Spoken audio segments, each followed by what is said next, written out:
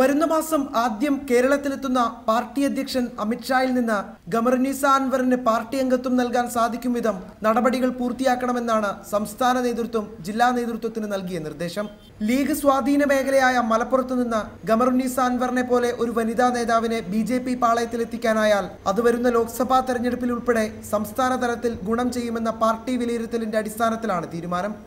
അവർ ഒരു മാന്യമായ വ്യക്തിത്വമുള്ള കേരളത്തിലെ ഒരു മുസ്ലിം ജനവിഭാഗത്തിൽപ്പെട്ട മഹിളാ നേതാവ് എന്നുള്ള നിലക്ക് അവരുടെ ട്രാക്ക് റെക്കോർഡ് മുഴുവൻ ആ തരത്തിലുള്ളതാണ്.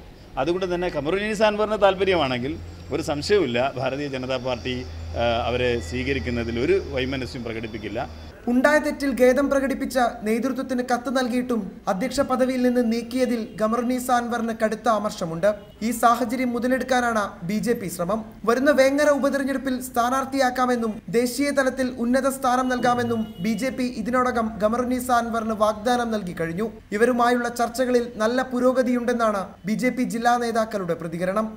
നിഖിൽ പ്രമേഷ്, റിപ്പോർട്ടർ, മലപ്പുറം.